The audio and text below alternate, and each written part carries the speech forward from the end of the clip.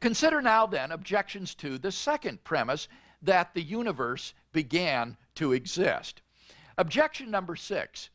Nothing ever begins to exist, for the material of which a thing consists precedes it. So it is not true that the universe began to exist. Response to number 6. I think this is my favorite bad objection, since the assertion that nothing ever begins to exist is so patently ridiculous.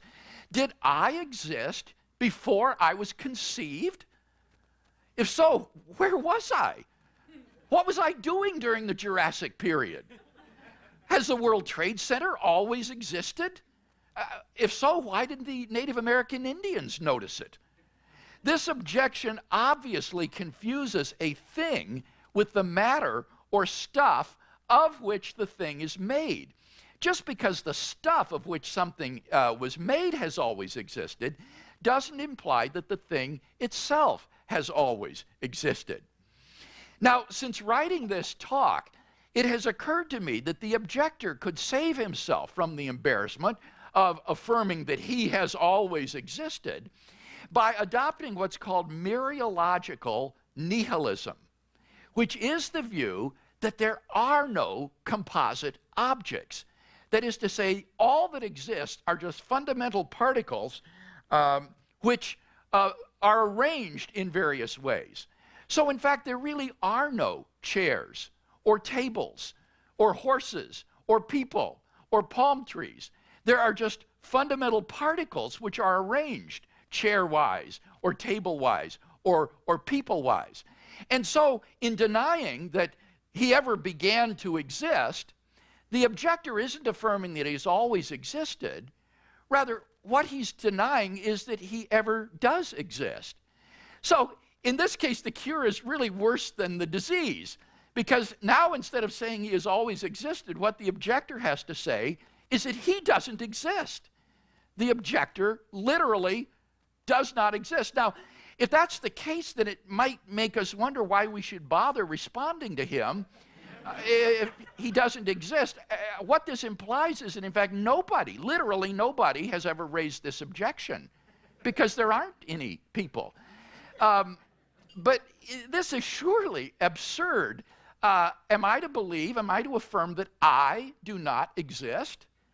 It reminds me of the undergraduate student who had been reading Descartes and burst into his professor's office early one morning, bleary-eyed and unshaven. Obviously, he had been up all night. He was very distraught, and he said, "Professor, tell me, do I exist?" And the professor looked at him and said, "Who wants to know?"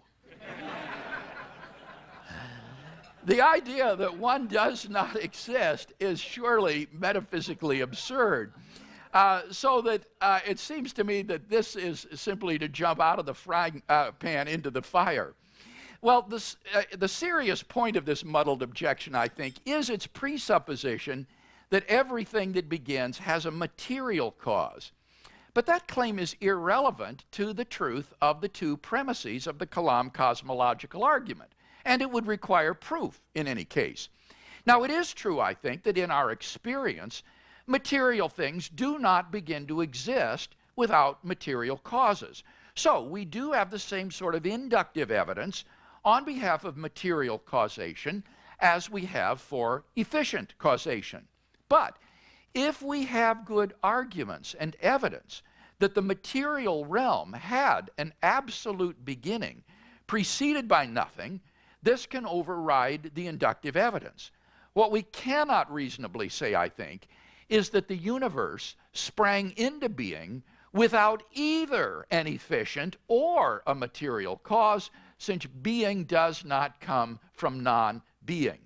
But there's no sort of metaphysical absurdity involved in something's having an efficient cause, but no material cause.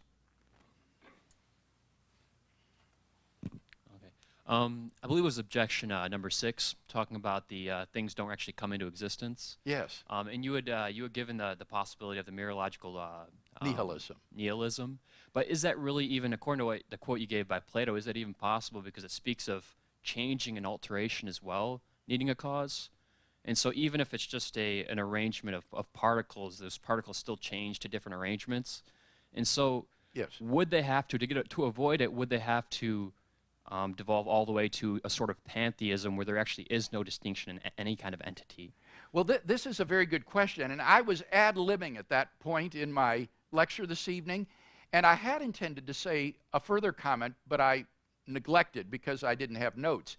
And that is, we can actually reformulate or rephrase the Kalam argument to meet the scruples of the mereological nihilist. And it would go like this. If fundamental particles arranged universe-wise begin to exist, they have a cause. Premise 2, the fundamental particles arranged universe-wise began to exist.